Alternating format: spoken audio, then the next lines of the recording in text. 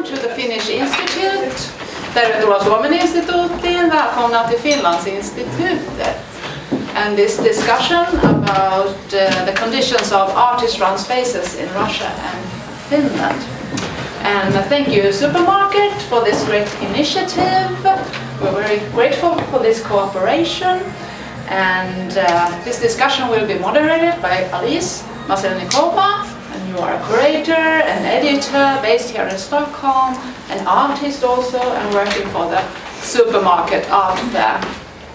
So, you will introduce the panelists. So I just say welcome all, and the floor is yours.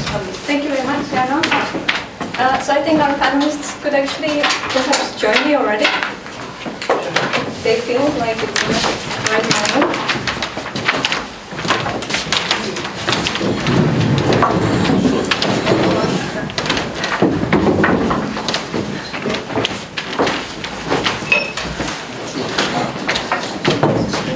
Thank you, Jana, for the introduction, and of course the first thing I would like to do is to thank Finlandsinstitutet for the Finnish Institute here in Stockholm for their kind hosting of this event and for their collaboration with us on this panel discussion, especially to Jana and Elina Ylhäsi, I didn't pronounce her name properly, probably, about there was a great feat of her since we had a little panic this morning, actually, as two of our three panelists were stranded in Helsinki as their flight was cancelled. So Elina had to do some first-class rebooking in order for them to get here. But we are very happy that they made it. Now, as you have heard, my name is Alice Maselnikova. I'm the project manager of Supermarket, and I will be moderating the panel discussion today.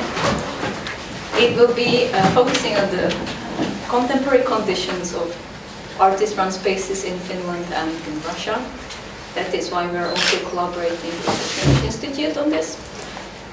Perhaps why are we thinking that it's an important issue to address? Why is it interesting for you to actually know what are the conditions of artist-run spaces in Finland and Russia?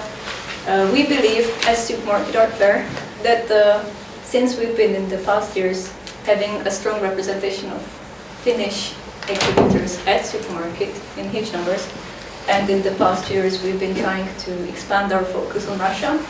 Last year we had 3 artist-run spaces from Russia, Dom Gruzchika, where Marina is from, and what she will be talking about a bit more later, from Ural Mountains in Perm. Then we had Elektrozavod from Moscow and Gallery Chedevyat from Murmansk, which is quite far northwest. So these 2 countries, although they're definitely very disparate in the way their art funding is structured and in the way that the framework of the whole artist-run sector is being done and conducted there are some similarities and some cultural connections that we would like you to think about and that we would like to discuss today. Yes, and now without further ado, I should start with the panel. Actually, no, I have some logistics issues. One of them is that we are filming this panel. If you don't want to be on the camera and you need to walk past here, just crouch or hide your face so we don't film something we don't want to see, or I mean something that you don't want us to film. Also, the panel is going. We have quite a generous time slot for this panel discussion. We have 2 hours. That might sound quite scary, but this is a free time slot. We will be discussing some of our questions that we would like to discuss, but we also count with the space for questions afterwards, at least half an hour, 45 minutes. Now, speaking of that, I actually would like, since it's quite a small room and we're quite close to each other, I would like you to, we're all very friendly, so I would like you to ask any questions that you might have throughout the panel if you feel like you can't wait with them. I think that will be something both me and the panelists will open. I think that's all I had on my mind from these structural things. Now let me introduce our panelists. So here on my right is our Russian panelist Marina Pugina. I have to read this because I don't remember all these things about all these amazing people. She's a curator, art critic who lives and works in Perm in the far east of Russia. She has been working at the contemporary art department of Perm State Gallery as a senior research officer since 2015 and writes on contemporary art, street art and self-organized initiatives. In the last 2 years, she has been active as an independent curator in the arts space Dom Gruzchika in Finland, who also took part in Supermarket 2018. She received the EUNIC Russia 2018 curatorial residency and is currently hosted at Tensta Konsthall in Stockholm. And she's going to be resident there until the end of mid-October. So you will still have some time to perhaps bump into her if she wants to. Now, further to the right is Marja Viitahuhta, who is a Helsinki-based media artist and filmmaker. Her works range from films, performances and installations to photography and collages. She's a member of Huto Gallery in Helsinki. She has been awarded internationally at Cannes, Cinéfondation, Stuttgarter Filmwinter, Mediawave and L'Alternativa Festival. Her early work, 99 Years of My Life, is in the collections of both Museum of Modern Art in New York and Kiasma Contemporary Museum of Art. Now, last but not least, we have Timo Sopela, who has been the director of the Artists Association MU and MU Gallery since 2001. The gallery is based in Helsinki, the association. He has worked as a gallerist and art educator and organized hundreds of exhibitions and international events. So Timo has lots of experience that he can share with us today. Timo is a member of the board of HIAP, Helsinki International Artist Program, since 2015. Pontus is already falling asleep. Moved together with its partners from northern Finland and Russia, is currently developing a mobile art platform to establish ongoing cooperation with the Russian partners. Sounds quite nice. So we are looking forward to hearing more about that. Now let me seat myself on this little chair. Okay. Perhaps I need to see a bit more.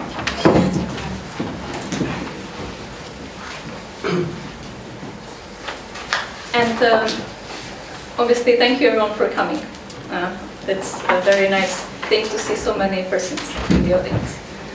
Now, first, the topic that we would like to talk with our panelists about is the conditions, professional conditions for artists and artisan sector in Finland and in Russia, based on how the art sector is funded and what kind of opportunities they work with. So perhaps I will start with you, Marina. Now I wrote down my questions because I always thought I can improvise very well, but I can't, and I don't remember anything, so I will be reading the questions. I hope it's okay. So as the curator of the Dom Gruzchika gallery that I briefly introduced, how do you go about funding your space? Actually, how did they go about funding their space? Because Dom Gruzchika recently closed down. And why did it close down? Was it based on funding? And can you maybe tell us a bit more about the general funding in Perm or in Russia? Okay. Okay, I start. Maybe I could talk about where Perm based. It's not a really big city, but it's about 1 million people, like here in Stockholm, and 2 hours back live from Moscow and St. Petersburg. But think about Russian art community, it's not really big, and of course we know each other and we share in different opportunities and work with each other. And for example, Ural Biennale of Contemporary Art took place in Petersburg. It's not so far. Of course, we're in touch with them and organize different events. and Dom Gruzchika opened 3 years ago as an artist on space, and they worked at 3 years. First time they opened, that was Can everyone hear us, even in the back, yeah? yeah, it's okay. Yeah? Okay, that's okay. That's Yeah, fine. Yeah, 3 years ago, natural space, because free artists need to move from local art residence. That was a free space where we're sharing. But then there was a problem because some kind of spoiled mushrooms became everywhere, and their works were in danger, so they need to move, and they're searching for a new place. And they found it at Dom Gruzchika. It's an older architectural monument. In English we could translate it as a loader's house, so that was a historical house where porters lived and work in the port nearby. And that was very interesting because they have a workshop there. Maybe after some days with cooperation, they decided to open a first exhibition. And then they understood they have a really free space, and they invited, first of all, artists from Perm to take a solo show there.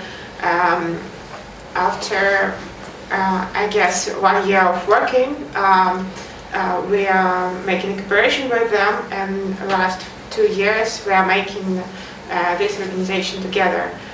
So how many people were there in the gallery? Three artists, sometimes they are changing, but that was about rent. So they rent these places and sharing it with each other. So that was quite independent. They have no funding. And now selling their works as a commercial, that was just a free space for their experiment. And I think that was very important because it was a space for education also. I see how young artists grow in there as an independent artist, and that was quite nice. Of course, we have a Museum of Contemporary Art in Perm. It's not typical for capital cities in Russia, but big state museums are not really flexible as an artist art spaces. They have maybe just one exhibition of local artists a year, but what artists should do all the other time.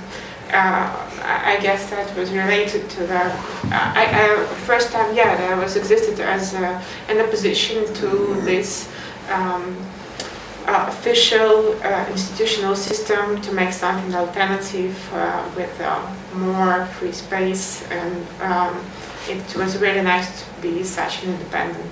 But you mentioned they have no money, so how come did they exist? How do they do this? Sometimes they have commercial projects, and sharing this money for renting the spaces. And of course, artists who were invited to make a solo show pay nothing for this. So it was a very free, very independent cultural exchange. Okay. Do you have, so Marja, you're a member of Huuto Gallery, and I'm aware that in Finland it's perhaps slightly different in terms of rent, or in terms of artists needing to pay some price for exhibiting. How do you do it in Huuto? Well, we have several systems, I would say. Huuto has been there for 16 years, and just briefly about the history of Huuto, it was originally initiated as a one-year project by graduate students from the Fine Art Academy. And they wanted to show their work in a gallery space outside of the so-called commercial spaces, or these spaces that are run by a curator or by a gallerist, to be able to show freely what they do, etc. And to have a space where to show their kind of work. And so what they did was that they shared the costs, the rental costs, etc. And found a place and turned it into a gallery. And then each of them exhibited their own solo show within that little gallery. And since that space was popular and a lot of audience came and there was a lot of reviews in the newspapers, etc., there was an interest from other artists beside these first who wanted to show their work. So this is how it continued. People wanted to show their work, so they were the ones to pay the rent. And it was very much do-it-yourself style, so that you would decide yourself as an artist what you show. And it's based on an open call that we run. So you were talking in the past, but it still is the same? It's still the same. We charge for a rent from the artists. And how do the artists get the money? They draw a lottery in a way. They can apply for funding from several sources. They can apply it from the state, from the city even, which is not giving so much in Helsinki to the visual art. But you can apply for money from the state for yourself as an artist to like pay, like a monthly pay for say half a year or for 1 year or for 3 years or even for 5 years if you're having a great success. And then separately you can apply for funding for a project such as a gallery show or a film, for example, from the state. There are different departments from different mediums. But also you can apply funding from independent funders, such as the Cinéfondation or from the Finnish cultural, it's really difficult for me to remember the name. Finnish Cultural Foundation. Thank you very much. Foundation, Svenska Kulturfonden. Yes, there you go. So name it, there's plenty of them. There's a lot of different places where you can apply for funding as an individual. I actually wanted to ask Timo, because he's a bit of an expert on these matters. But I mean, this is a good explanation, but like that, so this is a bit like a built-in system in Finland, this kind of that how the money is certainly there. And now we are living at the moment that things are changing, so that this kind of general attitude for this, that these artists are paying, is getting very negative responses, and so that so nowadays even this kind of, actually I would say even in our case that we are in direct connection with the Art Council talking about it, how can we change this system. Yes. Everybody wants to get rid of it. Yes. So what's the other idea that you would do?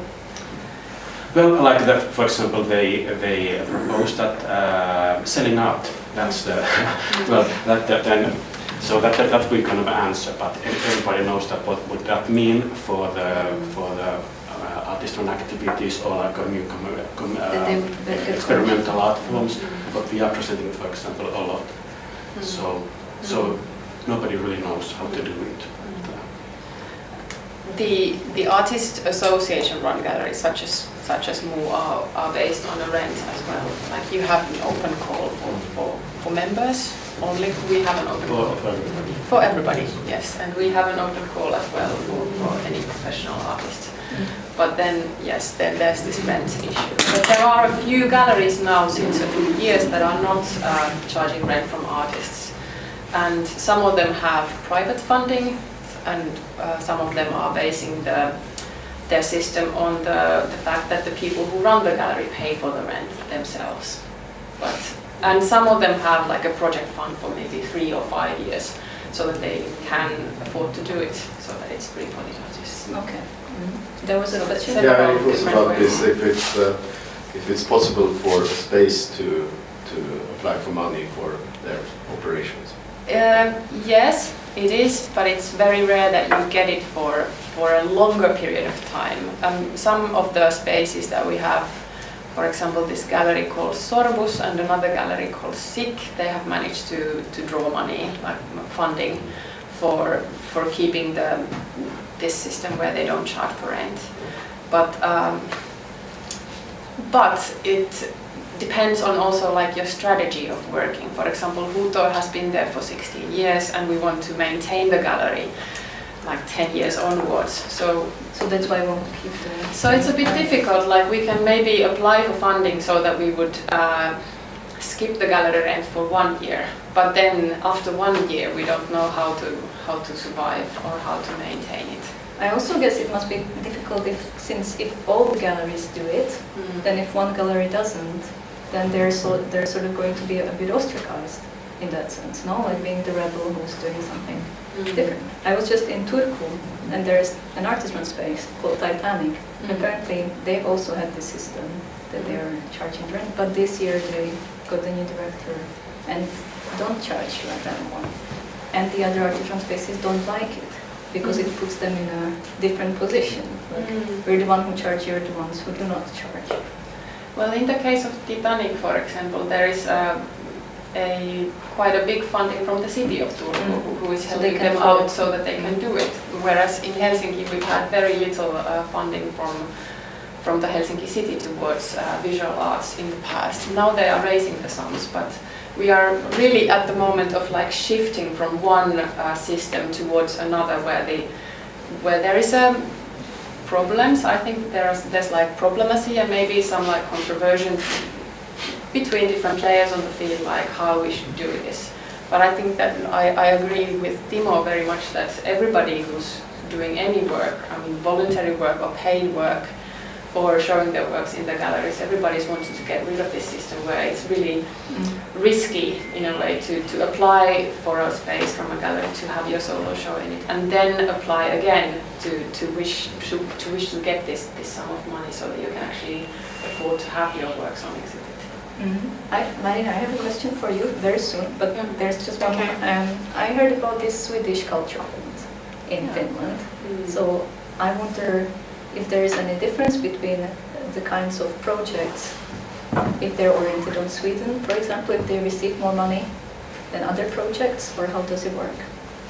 I would say that it's connected to the Finnish-Swedish speaking people and the cultural activities among them and like that. So these are the main interest. So that as an organization, you have to make yourself valid like that. That you are presenting that. For example, like movies, we are always doing our applications for Swedish Cultural Funds in perfect Swedish language, or Finnish-Swedish perfect language, but then that we are still in this box of Finnish organizations, so we never get higher than 5,000 euro from the whatever kind of project we are.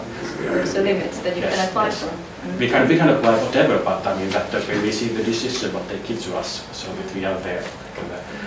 Box. But then there's a kind of, it's very important, they are the most rich cultural foundation in Finland, and there's a lot of Finnish-Swedish cultural organizations what are based, their activities are based on the support of the Swedish Cultural Foundation, and also the artists that they get artist grants like quite early on from the Svenska Kulturfonden, having a Swedish name. Do you find it problematic? Well, I'm happy that it's there because it's for culture. So yeah, it's a difficult matter to speak about in this sense that, like, of course you can get bitter of not being part of the Swedish minority yourself and not being able to reach this funding, for example. But at the same time, it is obvious that it's very, very necessary for the art scene, and that it's there for a reason. So it gives it some. Yeah. So it's not so that I'm like for it or against it. It's something that we are not acknowledged that it's there. But I think one of the like key issues may be related to this, as well as the Swedish money, as we sometimes call it, but it's like the Finnish Swedes. Finlands, however you call it. There is, for example, this one gallery called Cine, which is run by PRO ARTE, which is like basing their calendar or their shows on this same idea that they are showing works that are by this, or maybe you can even explain this better, but they are linked to this idea of like being able to show the Swedish artists or the Finnish-Swedish artists. And when you apply for a time, you have to make it in Swedish language. And I was just recently speaking with Elham Rahmati, who is originally from Iran and is now based in Finland. And she is part of the organization that is running a space called Third Space, which is also an artist-run gallery. And her point of view was that it's very difficult for anybody who's outside of Finland coming inside Finland and wanting to show works. Like if you are in a way foreigner within this country, because either it's very hard to access this funding system, and it's very hard to write your applications in perfect Swedish, for example. It's But quite also hard to write it in perfect Finnish also. perfect Finnish as well, and very hard to access the funding system or even get to learn it. And precisely because we do have so many galleries that are based on this rental system, so it's hard for them to get to show and make a career when they are finished. Marina, how does it work then in Russia? I am actually curious. I have spent quite some time in Russia at different residencies, but I'm wondering about the system of private funding, for example, because many institutions, for example, Garage in Moscow, it was founded by one of the oligarchs. Dasha Zhukova, for example, has also started the New Holland Cultural Hub in St. Petersburg. How does it work? Can you apply for Russian government funding for an artist-run space, or can you get private funding? How does this work at all? Yeah, but the question why we didn't apply in many of the opportunities, because you should have their own uncommercial organization to do it. Commercial. Uncommercial. So, so it's some kind of institutionalization already. I know. But you can apply as a non-commercial organization. You can apply for money. Yeah, but it's some kind of institutionalization, of course. I know that in Voronezh. Where is Voronezh? Somewhere. Somewhere it's in Russia. So. Yeah, they also have an artisan space, but then to have a free space without rent, they should make an organization that help them to apply different grants. And now they have government support for some projects. For example, they're doing very nice art called contemporary art. So they have some kind of ongoing project. But now, that's also not so free system as in artisan space, because you should work a lot of different kind of documents. You should also. So there's some type of art that is preferred, or what do you mean?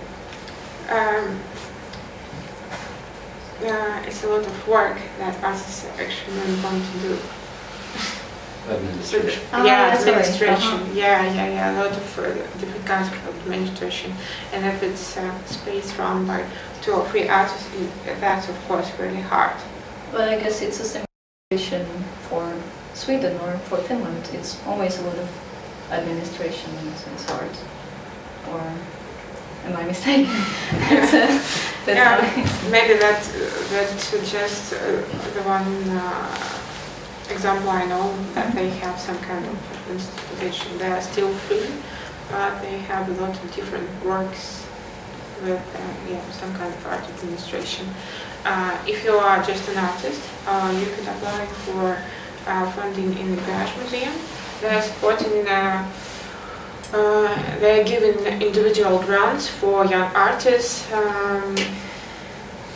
And you could have a pay for living on different projects during 1 year. That I know. Also, we have PRO ARTE organization. They are based also in St. Petersburg. They have free educational projects, and they also prefer to support different projects with contemporary art. Funded by Vladimir Patanin. But they most of all works within different kind of museums, also independent. And one more fund, Prokhorov Fund. What is it called? Prokhorov Fund Foundation. They more prefer to work with theater and performance practices. And also if you have your organization, you could apply for very nice support for doing some kind of performance. And as a curator, for example, yourself, have you done any projects that you could internationally travel in? Have you received any funding from the Russian side, or how does that work? The program in where I'm now involved is a program of EUNIC, it's European Union of Cultural Institutes, and every year they have an opportunity to invite 4 or 5 curators from Russia to have internship in different European art institutions. And this year I guess that's the 7th year I guess for this program. And I know many curators in Russia who also participated in it. That's a very nice opportunity. Yeah, of course it's better to work with different kind of embarrassing. That's just a chance how we could work with worldwide community of art. Through embassies? Yeah, they also supported travel costs or pay for making projects. So yeah, that's a very nice opportunity. But overall, there is not any centralized grant for artist-run initiatives that you could apply for as per se? No, I don't know anything. Okay. There's a question. Yeah, for all of you, are there any kind of initiatives from some regions or cities to try to keep the rents down for, I mean, studios or like artist-run galleries? Because here I think that the rent is one of the biggest costs with running anything.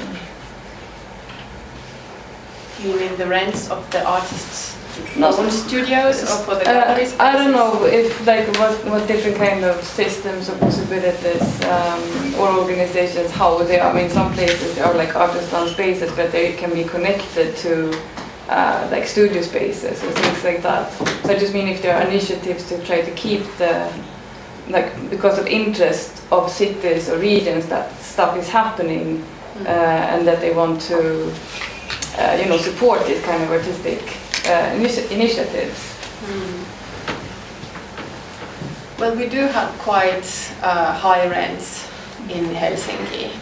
At least this is my personal take on this, that a lot of artists are suffering with this problemacy of like where to find a proper studio space that would be large enough because the rents are high and that it wouldn't be, you know, very, very far away. Maybe I can give an example of what is happening now or recently with Huuto, because it's in a way related to this issue of the actual rent of the space.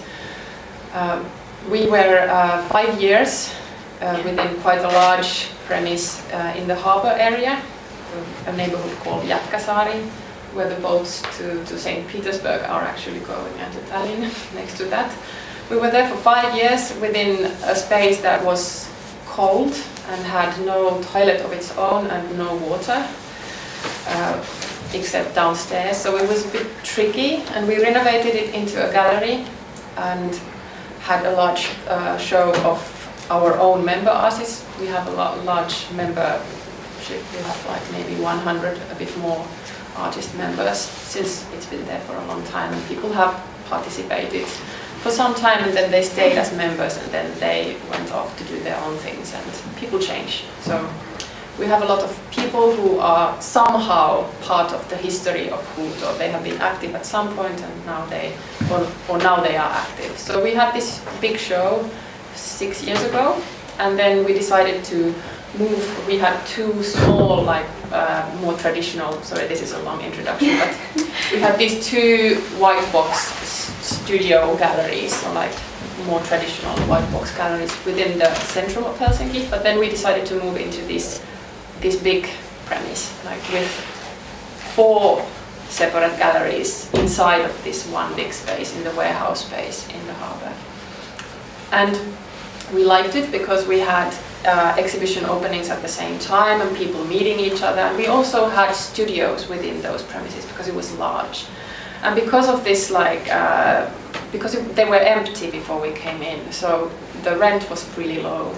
but this is a neighborhood that's they're building it now, and a lot of apartments are coming, and the city didn't know what to do with this space, and they wanted to give it to maybe a hotel or renovate it into cultural use, and there were a lot of negotiations like what will happen with the space. So we were all the time there with this knowledge that it's going to be only temporary. But we had a very low rent, so because of that we were able to keep the rent to the artists who are exhibiting at least a bit lower. So there is a certain subsidy in that sense. That it's Yes, yes. No, But we were evicted in January because of a fire problem, so they wanted to keep it safe in this sense, which is a bit contrasted to the fact that we had the allowance to be there for 5 years without this question ever rising up, whether it is safe or in fire situations or not. But anyhow, we were facing this like a double problem of whether we can find a new location that would be large enough in a way to fulfill the needs of the artists who we already had promised to be able to have their exhibition within Huuto. So we were looking for places all throughout the spring. And also we got this notice from the state or the Arts Council that there will be a change in the funding system, which will mean possibly in the near future that if we withdraw any money from the state as a gallery or as an artist fund initiative, then the artists themselves will no longer be able to withdraw individual artist funds for their shows. And this we found very problematic because we had just made an application to the Arts Council. So we were like in the midst of like trying to find a new place and trying to rethink of our strategy of budgeting. Good luck with that. But now, luckily, we are not yet having to like straight away reply to this budgeting, but we are like constantly ears and eyes open towards like what is going on within the scene and how other galleries and other spaces are reacting to this, and what the city will say and what the Arts Council will say, etc. Thank you, Marja. Pontus, did you also have a question, or I thought like maybe you were just stretching before? I'm stretching a little bit, but I'm also curious. I had maybe a stupid question, but I wondered how many of the artist-run galleries there is in Perm. Is it like 10 or 15 or 25? Different artist-run spaces. Mm-hmm. Yeah. That was time, then there was 4, but they are very fast dying and growing up. So I guess now... You feel like it's growing? It's becoming more of them? I think about...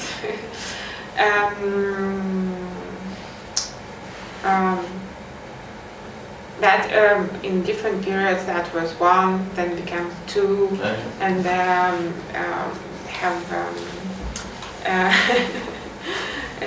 that was very funny how one would be better than another. Yeah, but most of all closed in 1 year, and other projects growing in different spaces. So one dies, one starts. Yeah, that's like a project. So we heard that a lot of the galleries in St. Petersburg had a problem with the foreign agent law. That was some kind of trick they used to close some of the artist-run galleries. Yeah. Do you feel the same, that it's happening? Most of all artisan space, I guess they have a lot of problem with the place where they're based, because the neighbors don't really like and don't really understand what they are doing. And so I think it's a very typical situation that artisan spaces will move to other spaces. But what did you mean by the foreign agent? Can you elaborate for us? The foreign agent law is it's a law that says that galleries or non-profit galleries or institutions can't receive any money from a foreign agent, like foreign country. foreign country. Yeah. And whether it's the case or not, but they also use this kind of law that to close places, just to accuse them that they receive money from other countries. That's what I heard in St. Petersburg. Are you aware of that, or it doesn't exist? I guess I know whom you're thinking about. Yeah, also heard about this problem, but some of them searching for a way to leave. Yeah. So Circle around the problem. that's just environment where we should work. So we try to find different ways. Thank you. I think we can move on. We take quite a solid time with one question. I think 45 minutes per question is very good. I think we can move on to our other blog, which is the different collaborations and I will just finish. And different collaborations and projects that these guys have been working on in their localities or internationally between Russia and Finland. But Marja wants to say something. Yeah, just because I realized that I wandered off in my previous comment to the history of Huuto, and I think I didn't really, maybe sorry for it being so long, but to reply to your answer or answer to your comments about what is happening now with Huuto is that we did find a new place, but it's again temporary. And now we do have, the city was there helping us to find this place. So I think that there is a general interest from the city of Helsinki towards culture and towards art, at the moment at least, in the sense that they wanted to help us to find a place like these new premises. But they cannot, for example, help in the way that they would give lower rent places, because this would be like invisible funding in a way, like that they would give a subsidy in the rent. So instead they helped us to contact a real estate company that gave us this place. But it's connected to this gentrification issue, of course, because we will be there only now for maybe 2 years, and then we will see where we will be next. So the rent is low, but it's temporary. That is fantastic. It's fantastic. It's Don't really be too big. modest, because it's kind of that I went to visit there and see the place, so I was really talking to guys that do you understand what you have done, because it's really kind of a new cultural center in middle of the Helsinki, so that. But it's a short-lasting pleasure, so don't think. Let's see. Let's see if we make enough complaints, and maybe if there's boost enough, maybe the interest from the city and interest from the whole state will rise. At least for me, it was a kind of I mean, I got a really good energy of it, like that this has happened, and I was really needed to think that what could we do together to put this question out, like that. I mean, like city, they call themselves a city of visual arts, but all the efforts and interest and budget goes to the institutions. And that's the kind of the idea of the visual art, and then I mean. I think it's all these recent researches also about now the Frame has done this second gallery study which says that there's a 4.5 million people who are visiting yearly visual art events in Finland. So that it's all of a sudden say that it's totally over the theater, for example, is generally regarded in Finland kind of most popular entertainment. So that. This is fascinating locally, yes. From local audience or from international? Local audience or? In Finland, total amount of okay, audience. but it's not distinguished for international visitors. A quick question about the harbor in Helsinki. You said that it would be lots of artist-run galleries there, but it's not happened. In harbor? Yeah, I think SICK was there. Yeah, that's the same where we were located. Okay. But the whole building was, we were evicted because of fire issues, fire safety issues. Next question. I would like to just ask about the situation in Helsinki, and here also how many artists we are talking about in the whole places, hundreds or just 5? Like how big spaces we are talking about? If we talk about, first Finland, is that number is maybe something like 3,000 artists, visual artists living and working in Finland. And out of these 3,000, for sure it's more than half who are based in the capital area. But were you asking who are members of these Not initiatives? not who is members. Like I'm just curious about like how many members in Helsinki, for example, about the space that you are in together, and how many members in Perm also to understand just Okay. balance. We have one employee that we can pay. Remember how many people We you're have working with? 100 members, but they're not Yeah. all active. We have like maybe 10 people in the board running this space. And now that we renovated this new space, we had 50 artists who were working there voluntarily. Building and renovating and cooking food, like myself. I was cooking for the rest and doing the publicity, etc. And then as something that we give for all this work, we had a show together with all of us, like 50 artists in this one solo show, or one group show.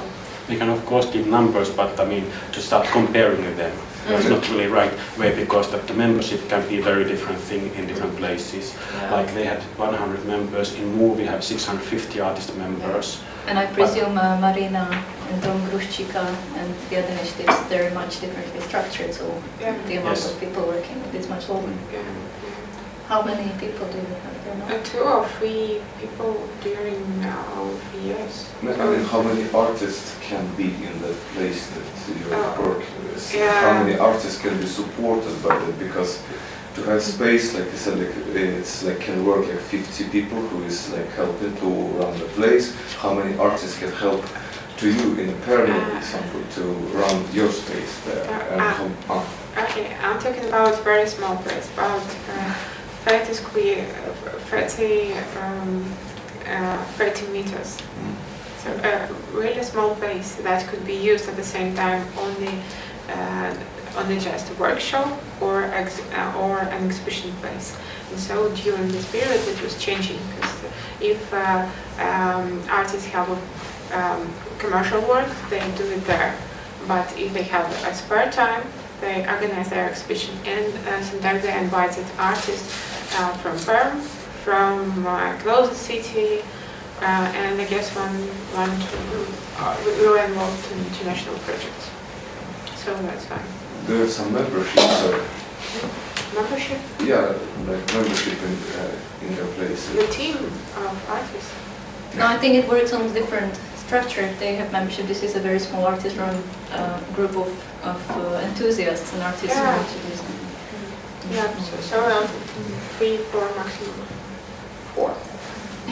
Okay, but how many artists are came? Like hundreds of them coming to have shows in your place? Or too comfortable. It's very nice to have a solo show at that small place, but sometimes we have a group exhibition of 7, 8 artists at the same time. I think there is a misunderstanding in the question there. I think, for example, you could say how many people come and apply to exhibit in your gallery. That could be maybe how we could phrase this, and how many artists are interested in yes, thank you. No, but now we hit the nail on the head, I think. How could say? Do you get 200 of audience members, for example, coming to see? Yeah. This could Not be audience. I mean, it's exactly artists. How many, like, let's say simple, if it's 30 square meters, how many artists been exhibiting in your place, and how many artists you're connecting with? Like organization. During all the period? Yeah, because period is in Dom Gruzchika, it was not so long period, as I understand. Yeah. Like how many artists this was already exhibiting or working with you? Not exactly numbers, really.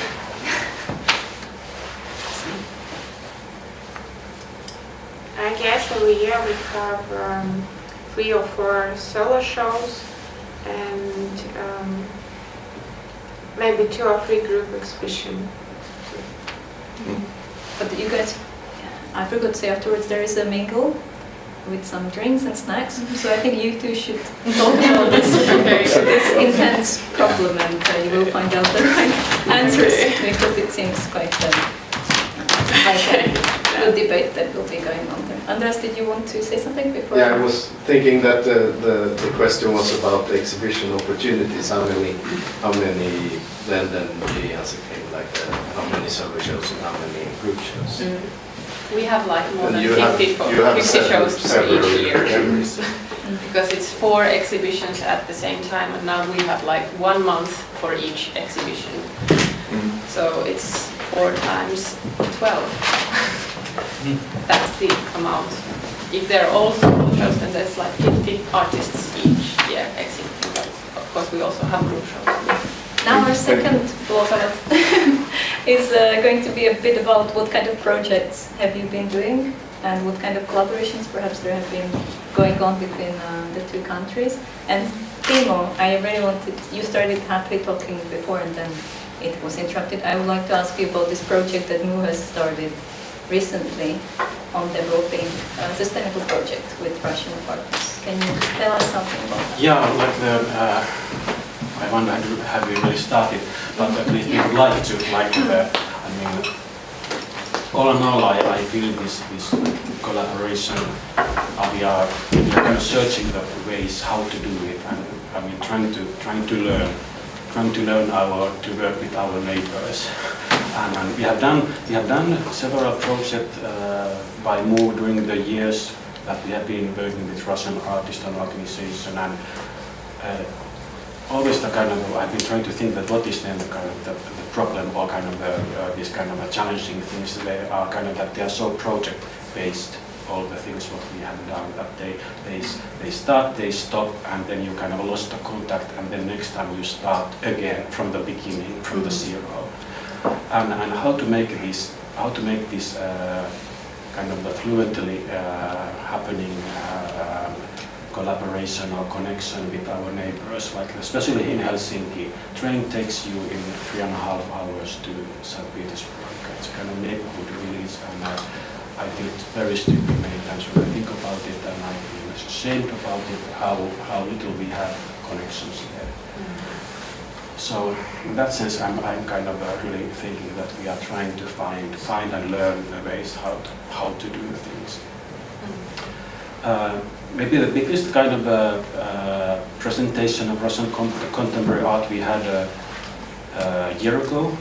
We do also in Helsinki an art fair, kind of a sister organization or sister event to supermarkets.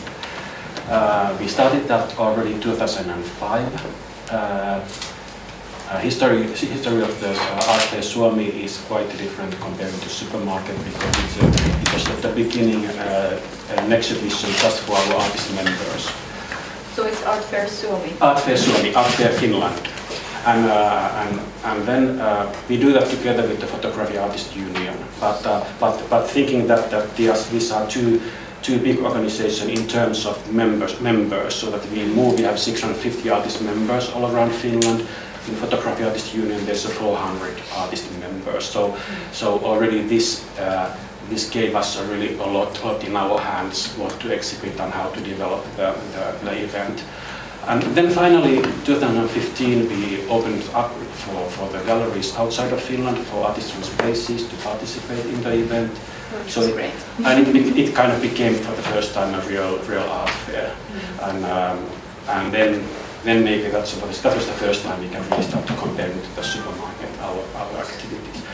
And then last year we do the Art Fair Suomi every second year. Last year we had a theme country was Russia, kind of focus on Russia program inside of the Art Fair Suomi.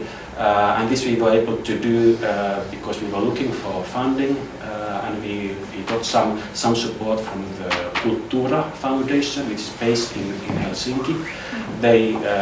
Their aim is to support especially like the Russian-speaking community inside of the Finland.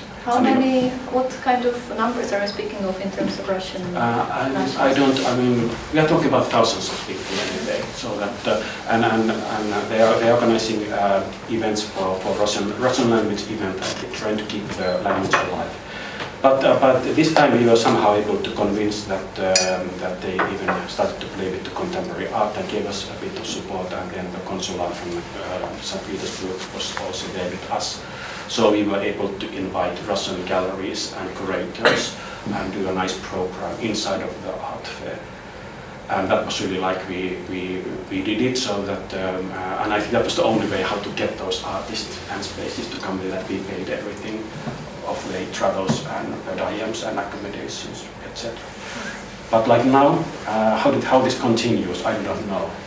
So like so now. But you also mentioned this bus. Yes, there's another project. That's a kind of maybe a dream. 2016 we started this kind of art bus project.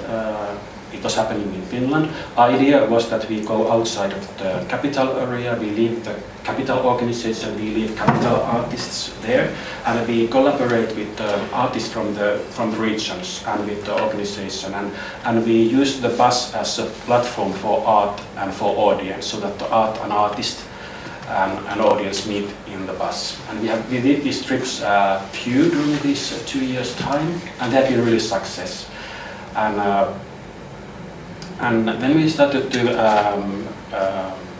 plan, and we are still on this planning stage, that we would do kind of a longer bus trip where we are connecting all these Nordic countries plus Russia with us, and this is what we are doing. So it's a moment that we are making plans and making a network and applying funding.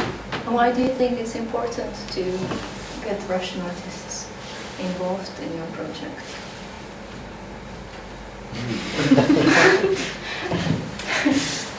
Quite a basic question. I'm sorry, I didn't ask you this question in my preparation questions, but I'm just curious. Can I answer? Please, you have an answer. Yeah, in a way. In order to get a bit of a mapping of the artist-run scene in Finland and in Helsinki, I made this little questionnaire.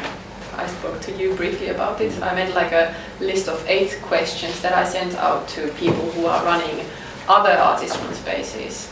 Not to MU and the Hippolyte and the artist union or the artist association run galleries, but to those that have a board run by individual artists who also have an ongoing career as an artist themselves. So to ask like why they have this space and how they feel that they position themselves in the field of these galleries, because we do have several different galleries and they have similarities in the way that they run and some differences. And to all of those, I also asked or posed this question of whether they have had any cultural exchange with Russian spaces or Russian artists, or whether they would like to, and if they feel that their knowledge of the contemporary art scene is narrow or broad.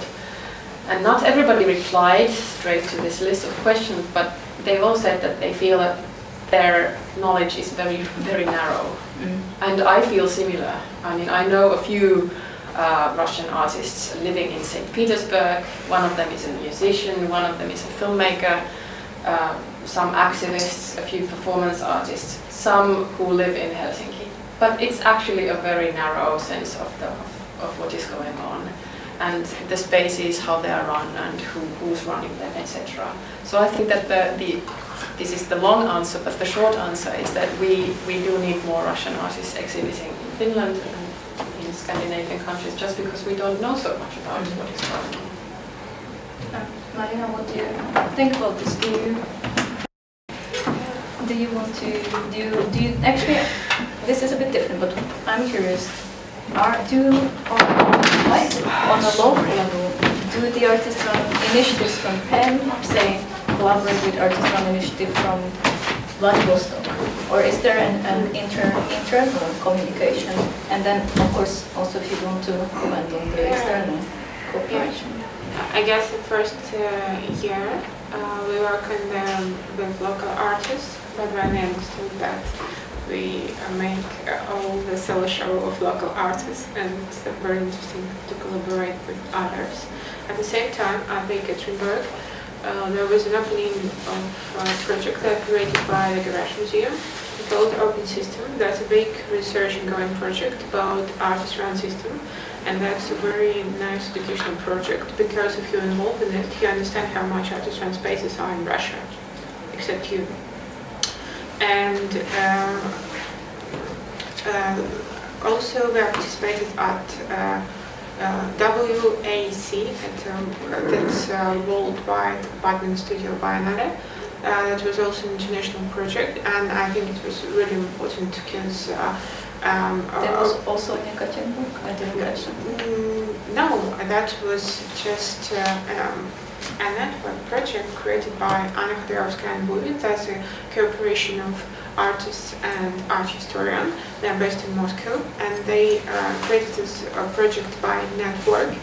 So at the same time, it was 2 months, in different apartments and studios all over the world, something happened at the same time. And you know, and you have a site where exhibitions, meetings, performances. Something artistic happening. Yeah, something artistic. It could be everything.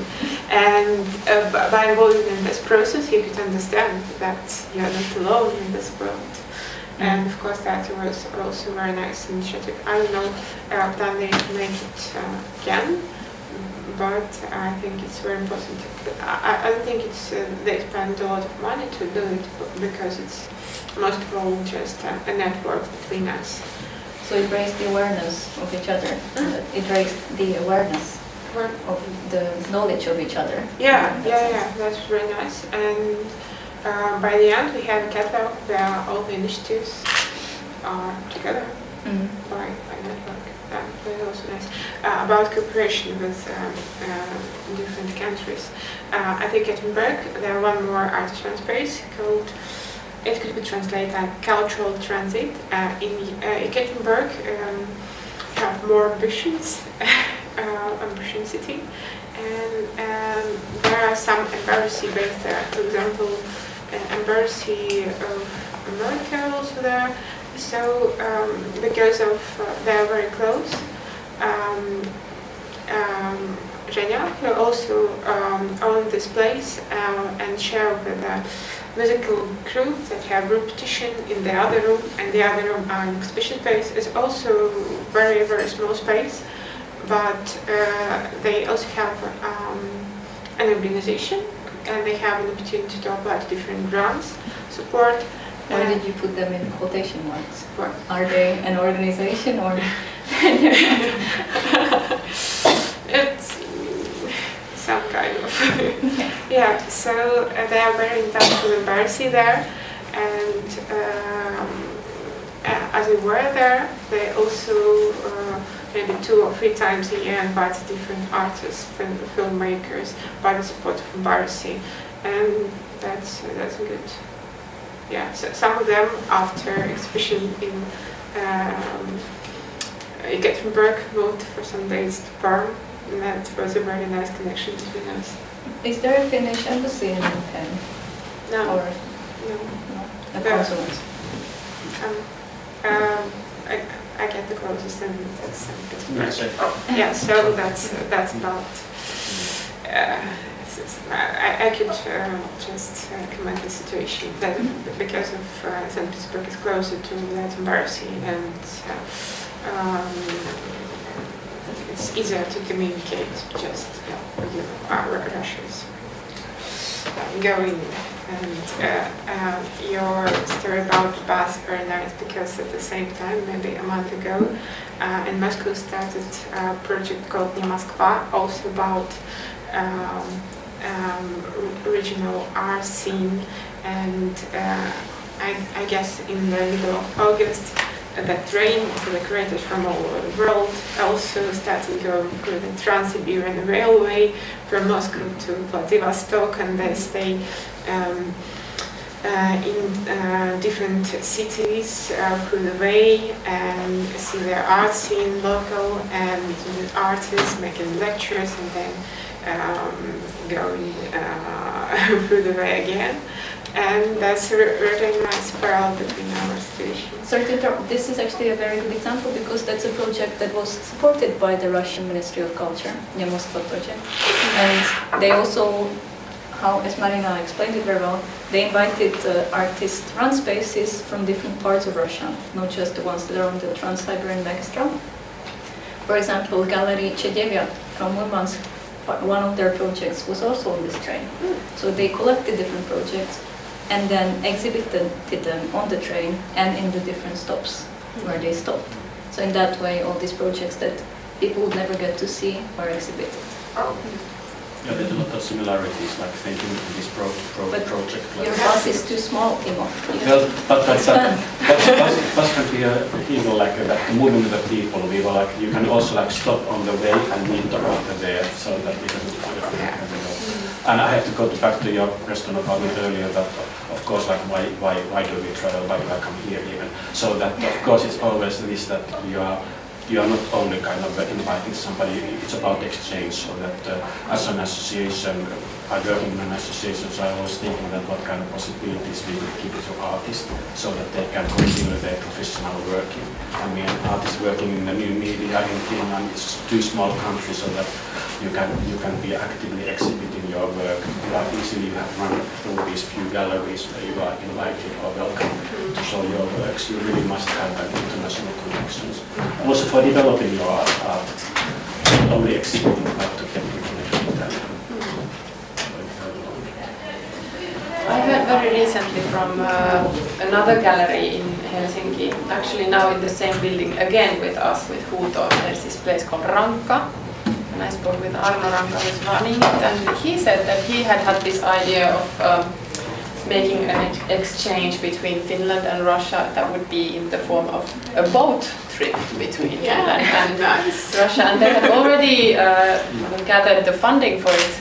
But unfortunately, this boat itself was sold, so they couldn't do it. They had the funding and they had the artists and they had the idea, but the boat was sold from, as he said, from the oligarchs to the Italian mafia. So now it's sort of put on the shelf. But I suggested to him that this is something that he should continue with and maybe ask other galleries and other like associations alongside, so that we would, be able to even grow it bigger. And then the bus could go on the boat and part of the train. Yeah, nice. we were kind of trying on that field like a year and a half ago.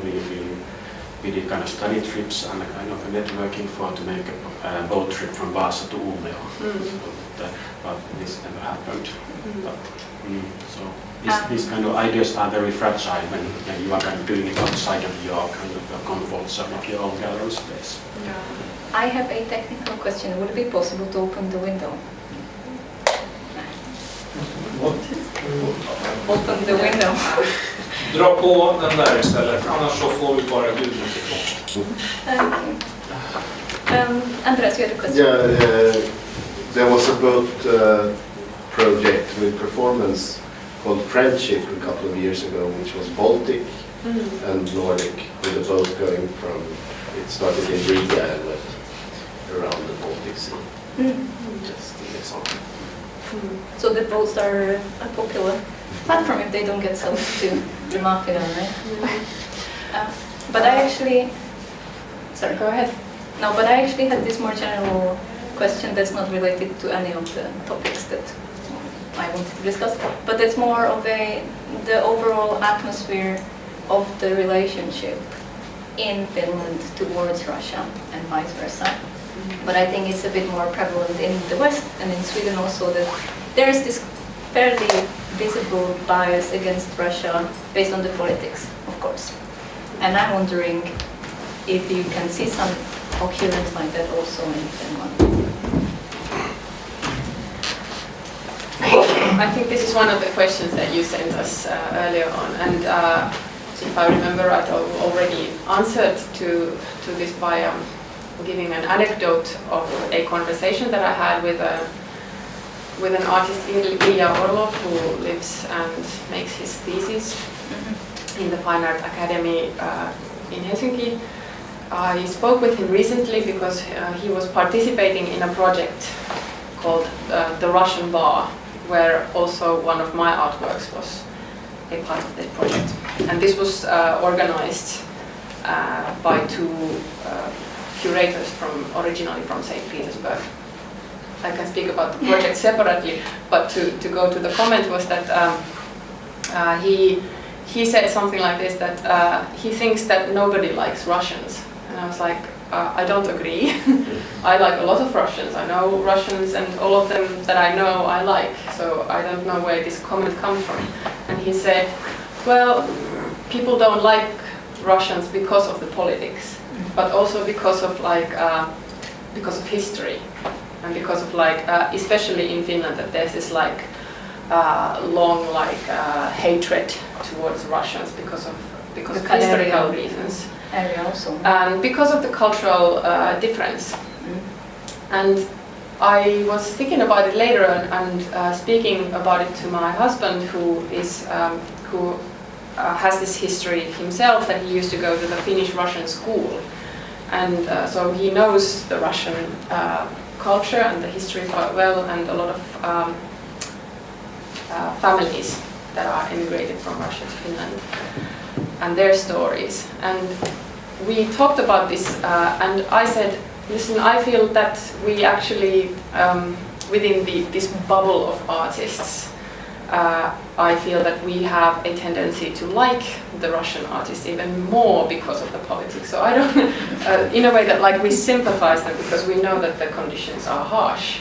Mm-hmm. So I don't know, maybe there's a big difference in between depending on who you ask and what you actually are talking about, whether you're talking about artists and their relation to other artists, or whether you're talking about the nations and the population and the general atmosphere, etc. It really, you would have to precise the question quite to separate it, to be able to talk about who are you actually talking about and what's the attitudes.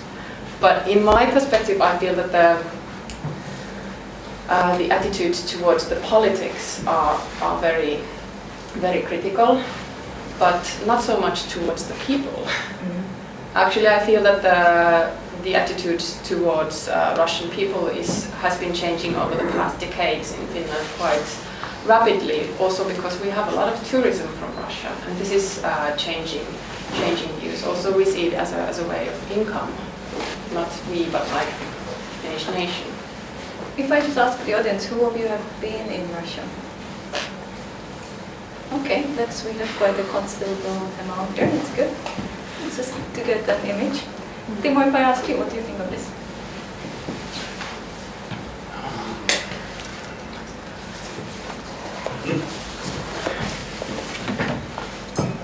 Can I go back in time? So when I was a small boy, I had toys from Soviet Union and from East Germany. My father was traveling there because of his work, so that my idea when I was 5 years old was that Soviet Union and East Germany, they were kind of dream countries with these wonderful toys, these airplanes that I was building, and then these chemistry sets came from. So, and then when I started to grow, of course, my understanding changed. So I started to see that there's different points of view for this.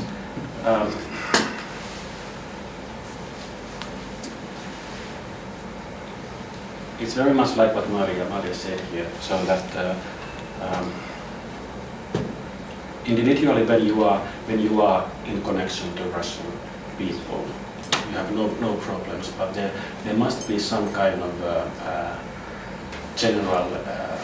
general attitude for the Russians as a nation nowadays. It comes from historical reasons and political reasons nowadays situation. I was thinking this that just like these days in Finland is the big news about this police event that happened just a couple of days back, and it's of course I mean that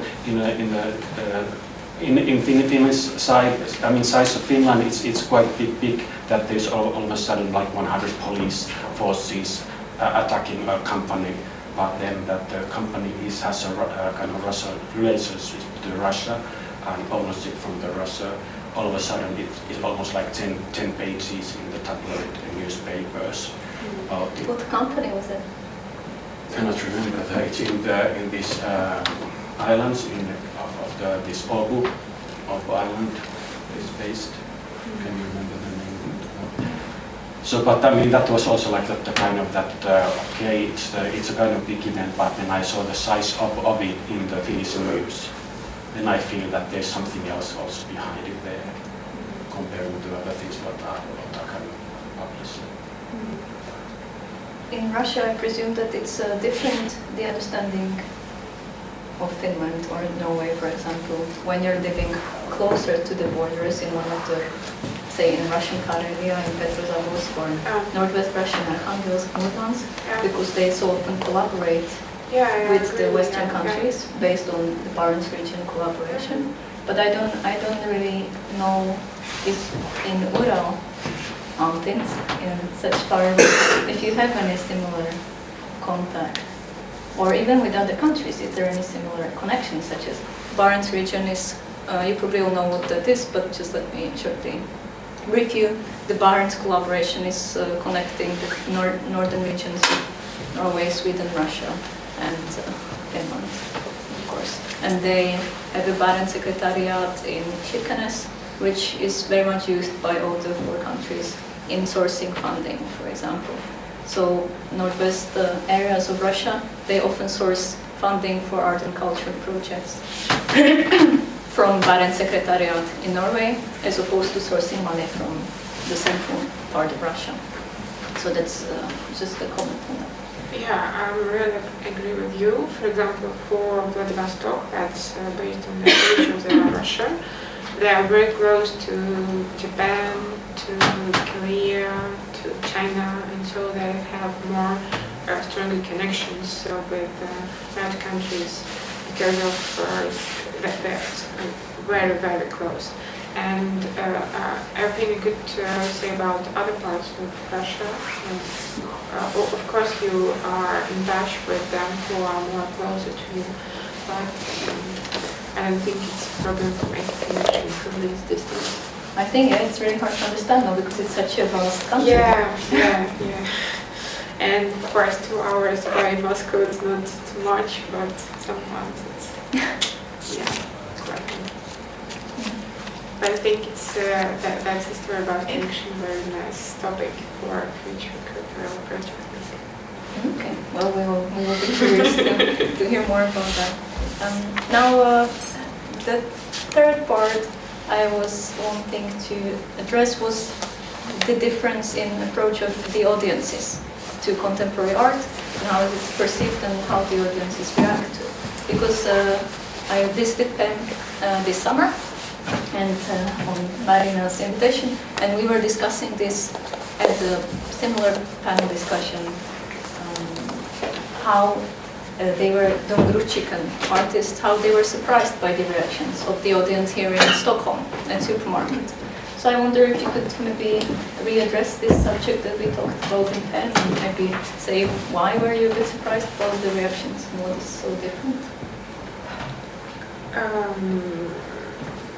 I guess that's of course a similar situation, that if you have an artist run space and it's a private one, most of all people who come into your opening is friends of artists and friends, other friends. So the most way it's a very friendly atmosphere, because not so much people know about your event. Most of all, that's friends. But if you are making a really big event, like participating at the museum night, for example, and it could be more than 100 people who could go in your place at the same time. Of course, it's a really different reaction on it, but most of all, they are not. They have no aggressive by different objects or works because that's just a free initiative, and the government didn't pay money for it. So they understand very simply, and even if they didn't understand, they could ask. Because I think that Arts and Space is more friendly. Just by the atmosphere, you can go to the artist and ask him, what do you want to say by your object, and so on and so forth. Yeah, I think that's the way. Mm-hmm. But when you were at supermarket, then what we mentioned in Perm when we spoke was also that people perceived the different expressions of contemporary art in a different way. I spoke to one of the artists, Elena, yeah, who did this, but perhaps you can actually introduce Elena's work. So she's a performance artist, part of Dom Gruzchika, and she did a performance work in the city center, was in St. Petersburg. In St. Petersburg, she dug herself in a public place in the ground with only her head sticking out. And then the police came and wanted to arrest her because they thought she's doing something weird. So perhaps here, and she was questioned and so on. But perhaps here in the West we're a bit more used to contemporary performance art also, that it's being taken as something more expressive, not just something as politically aggressive in that sense. That's what I was. Yeah, I think that was because she go into public space, and public space is a place where open for everybody. So maybe some think it's too much to do it. But, you would get arrested in Sweden if you didn't have permission. That's true. Yeah, A building very much. But I guess I see that Lena's performance of the documentation, because she did it very early in the morning, so there is no public who could see it. So it was not a public event. Actually, this was my alarm for the audience questions, but I would just like to finish this subject. Perhaps MoMA is such a large institution, and I presume you get hundreds of visitors for your shows, or am I mistaken? What do your audiences, not what they look like, but what are your audiences like? First I start from this word institution. Maybe in that sense, I mean, like you said that you have one people who is paid, we have two people who are paid to work in MoMA, so that even that I kind of use big numbers like 650 members, which sounds huge, so it doesn't mean that we are kind of, sitting on the kind of top of some huge resources to do whatever. But maybe this institution, in that way I understand it, that this association, when they have this kind of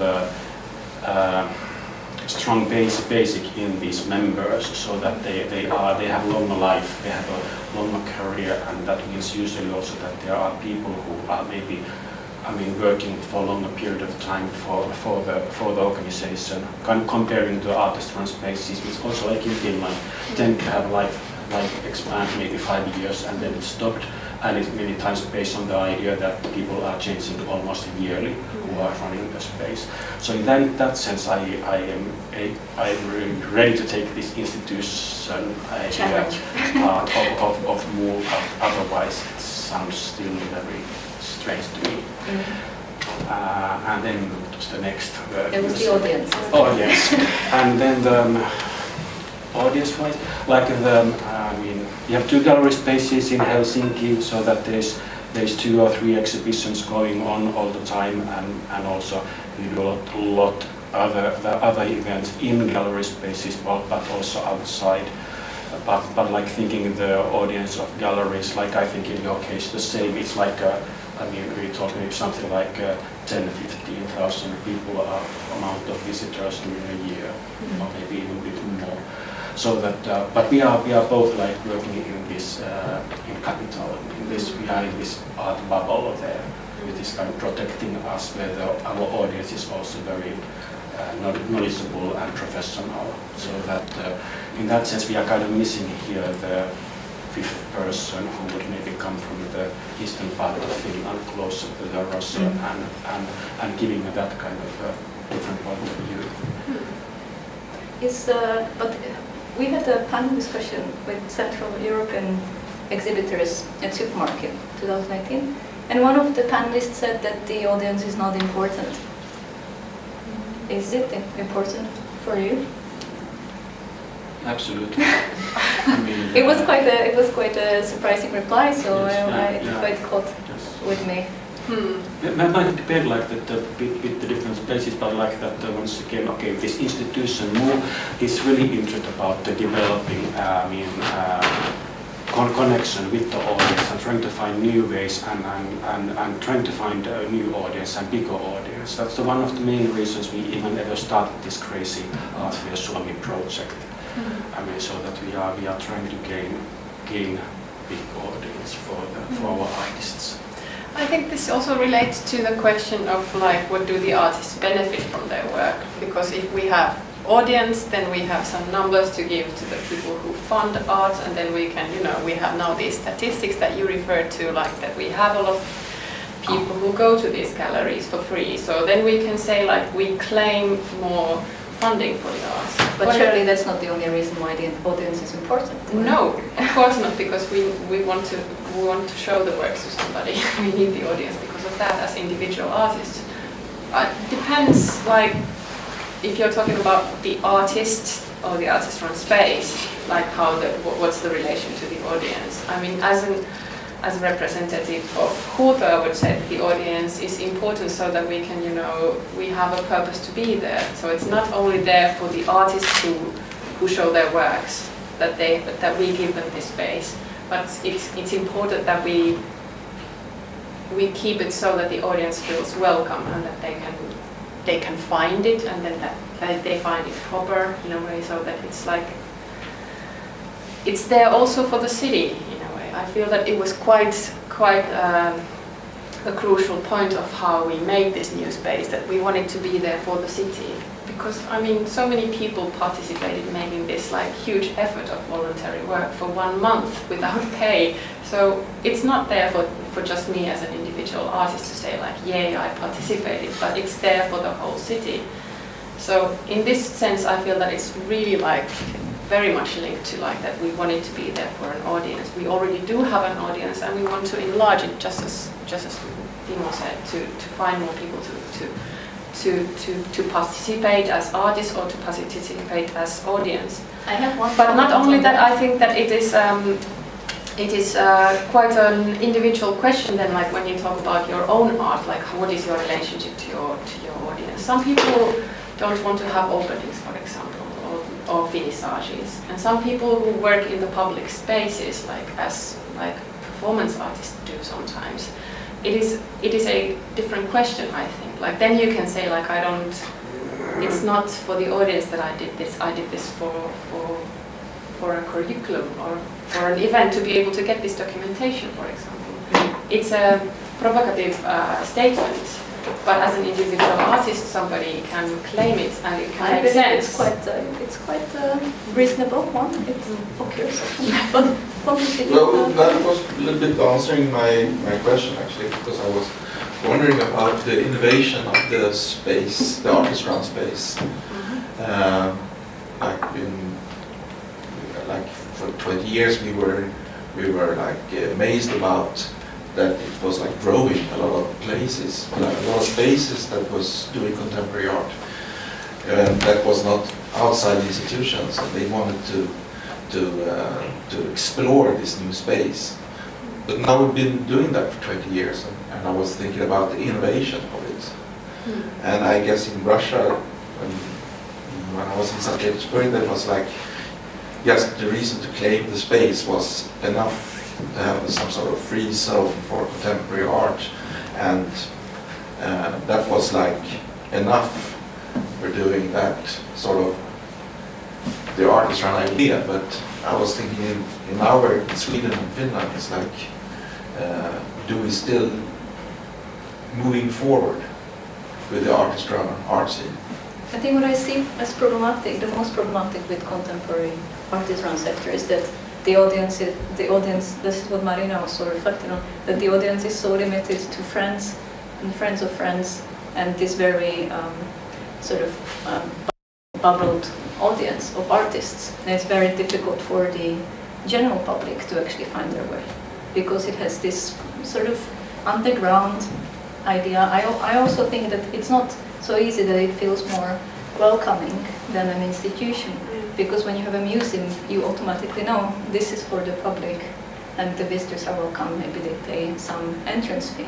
But I think when you have a really small, some like niche artist-run gallery, people feel a bit daunted, because they're like, oh no, there's just these artists, weirdos there, and it's like, how are they going to look at me when I get there? I think that's quite a big problem, and how to solve it, it's, I don't know. But actually I just want to say, because we are we still have some time, but I think we can, if you have any questions, we can now direct it more towards your comments also, since I'm quite looking forward to get off this really torturing chair. Can I comment just briefly on this question of audience and how to approach it? When I said that I find it very important that we also that we feel to the audience that it's, or that the audience feels welcome, or that somebody who just happens to come there by accident. Like when we were in the harbor area, this was a big question. Some people just entered because they were passing by, and this was a good thing for us, because then we learned that we have to be somehow welcoming. So it's very little things that we did. For example, that we had coffee every day for anybody who entered. And this is not a policy that is very common in all of the galleries, I think, at least in Helsinki. And there's always somebody who's working there, this one employee, or sometimes we had like students who were there to do an internship. And we always wanted to go and say hello at least.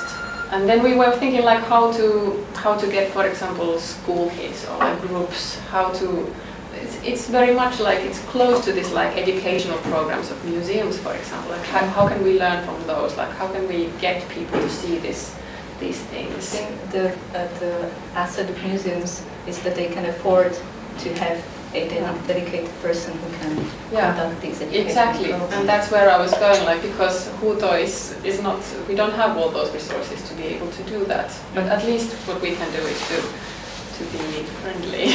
There's a question from the audience.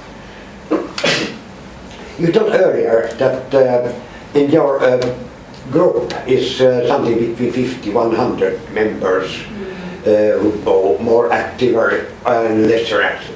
What do you believe is in the future, more people coming in, or is it just about that level between 50 to 100 or? I think that it's growing because... It's growing? It's growing all the time, because the way that it works is that if you have a show in Huuto, you can then apply for membership, and usually you're accepted. And if you want to become active in running things, you're accepted. If you want to put your time and effort in running the gallery, you're welcome to the board meetings. Anybody's welcome if you're a member. How is higher education to be in universities or art schools and so? Yes. There are coming more people into them, and then they are spreading around to Finland and doing their work. Or are they traveling away other countries? Well, both. And get their millions over there, if they can get. Yeah, sometimes, I mean, I don't know if you're talking about like the opportunities for work for artists, like if this is what you're asking, like how do artists actually live after they graduate? Is this your question? Yeah. Well, this is a tricky one. People have all kinds of solutions. Some people sell, and some people have an international career. Some people get commissioned work. Some people have other jobs. Some are lucky to raise funding for 5 years, and some only for small projects. It's a variation. But I do have an envy towards the Norwegians based on a rumor, which I'm not really sure if this is so true nowadays. If anybody knows, I'm glad to hear about the contemporary scene. But I heard actually in Supermarket a few years back from an artist-run space in Norway that if you're a Norwegian artist and you graduate from an art school, then the state pays you a short salary, but still a payment. For how long? For all the time when you're active. If you can say, I have been active, I have had performances or gallery shows, I get paid. Well, let's move to Norway. No? And I was like, yeah, this is actually something that, I mean, of course, they do have the natural resources in a different way as compared to us. But in a way, I think that this is something that we could think about as artists and as associations. Like if we have such institutions as art schools that are putting out artists, then, I mean, what do we do with these artists? It's something of a fallacy that art schools put out artists. A lot of artists don't go to the art schools. Of course, this is true as well. A lot of people come out of art schools. And they're not artists. Yes, very true. Not yet. According to Joseph, yeah, Beuys, everyone's this is an very artist. But on the other hand, if we do have art schools, and if we do give, as a state, if the state gives them students money so that they can educate themselves as artists, and then they graduate, and then there's, I mean, the amount of money given out as funds to these artists is very small compared to the amount of how many artists we have on the field. How is it actually with art schools in Russia? Oh, okay, we have a very conservative art academy that's still thinking that in the Soviet Union, and all the artists work in a very traditional way, and they have a very good technique, but very less analyzing what they are doing at all. And the most popular education are based in Moscow and St. Petersburg, of course, and most of all are independent. It's Do you mean private, or what do you mean independent? yeah. For example, Что делать? It's art group from St. Petersburg. They also have their own artisan space, and they have a school of contemporary art. PRO ARTE Foundation also support young artists. We have one of the best school of contemporary art. Also, they have a school for art criticism. I finished them. They are very, very nice. And in Moscow, there's they also have I guess 3 or 4 different institutes of contemporary art. But I also think that doing artisan space is a very good Self-education. yeah, very, very, very nice. And maybe less traumatic for all the artists. Less traumatic. Also in Bangladesh, they also have an art school, but they also started as an artisan space and becoming more institutional, and now they have very good independent art schools. And there's one in Vladivostok also. Yeah, in Vladivostok. Yeah, I was in Russia, in Moscow last year, and I understood that the art schools, state-run art schools, they are like our bachelor's degree, 3 years or so, and then after that you take your master's, what we have here in masters, in private schools. That going for like you have a famous artist, and he has a school where some relatively famous artists have their own private school, and students go there, or they have like build up something for them. Is that true? Could you remind me the name of the place you visited? Moscow. Yes, Moscow. It's a small city. No, it's a very, very big city, about more than 10 million people living there. It's crazy about. I guess last year at High School of Economic appeared 2 courses for contemporary art, and they're supported by the government, but if you want to participate in it, you should pay for. And they also have a lot of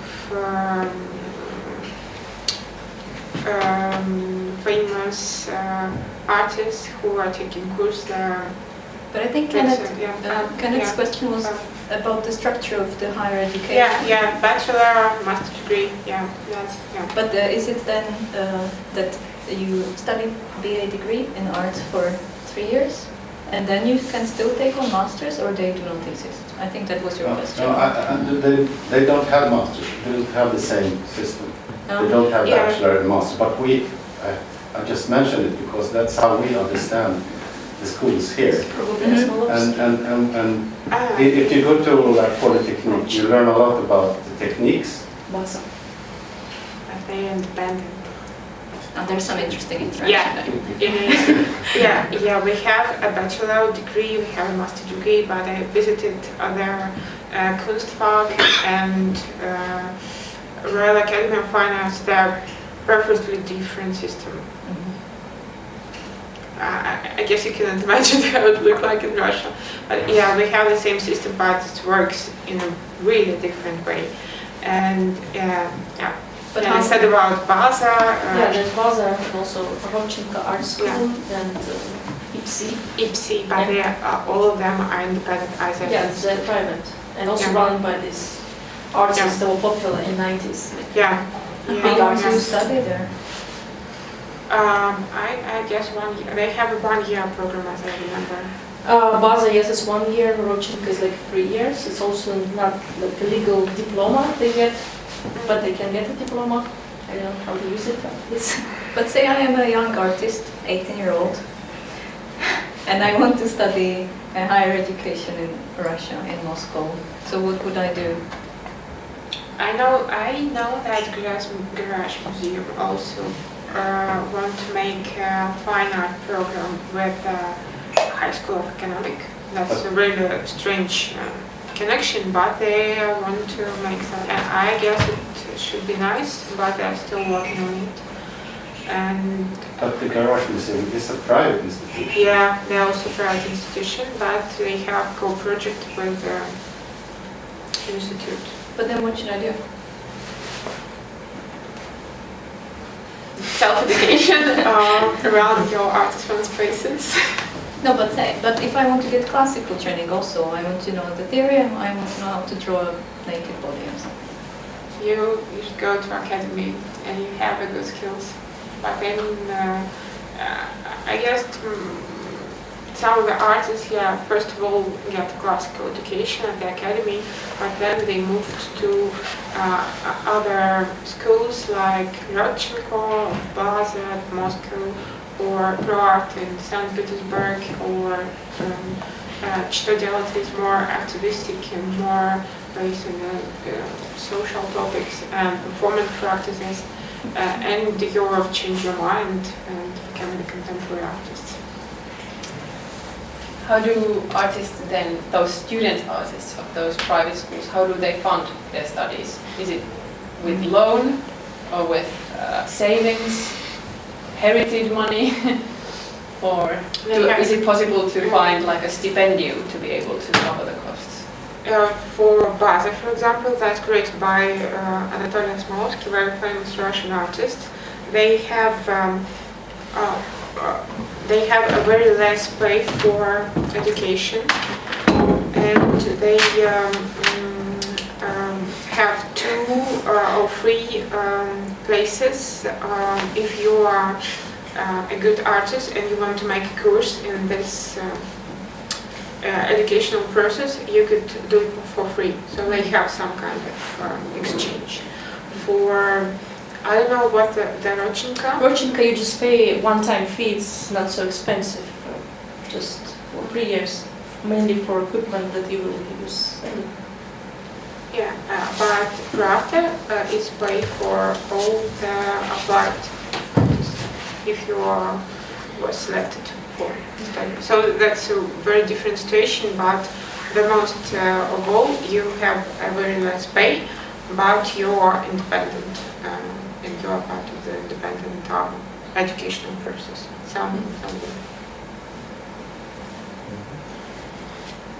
Can I ask you about this independent education, about this teachers who is teaching in the schools, where, because as I understand this independent education is quite new in Russia, where the people got experience to teach, to continue to teach in Russia in the schools. that school is run by different artists. So if you know Anatoly Osmalovsky and you know his works and you know that he's very cool, you apply to Vasa. For example, if you work with different kinds of media, photo, and you also need artists who teaching at Gruzchika school, you are participating there. Or if you know PRO ARTE Foundation and you're based in St. Petersburg, so it's easier to participate there. So it's wide education, or it's just experience from exactly that person. So, what kind of difficulties? They also, next question. In the base, they have, of course, the idea of people who run this independent education, but they also invited different persons to have lecture for philosophy of contemporary art and the history of contemporary art. So they have very different courses, and you just follow what you prefer. But they invite people from different countries, like example from Europe, because you said like it's very different education in Konsthall, for example, and in Russia. The system, like, it's some exchange of experiences. It's kind of new art for. Most of all are from Russia, but sometimes they're involved also with a exchange program. I know что делать also do it, because they're St. Petersburg, they are very close to different universities. I know that Strelka, also based in Moscow, have a lot of international teachers, but they are most in the urban studies and designers. So it's, and also most of the education are in English. So yeah, just study that. The education is in English? Yeah. It's also there. Are there many international students then, or why is it in English? I don't know about international students. I guess most of all are from Russia. Most of yeah, why is it in English? Because there also works with most of the teachers are from different countries. So it's all the education in English. So in general in Russia, do you feel like that the contemporary art scene is like, it's an impact in Russia? Or is it still very classical in general terms? You know, I'm also in the sphere of contemporary art, so I have very less comments with other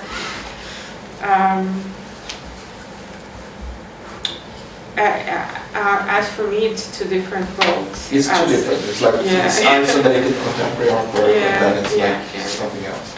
I guess I remember just one or two exhibitions where contemporary artists were involved with traditional artists, but they couldn't understand each other. That's I guess I think it's still two different worlds. That some have a very nice connection.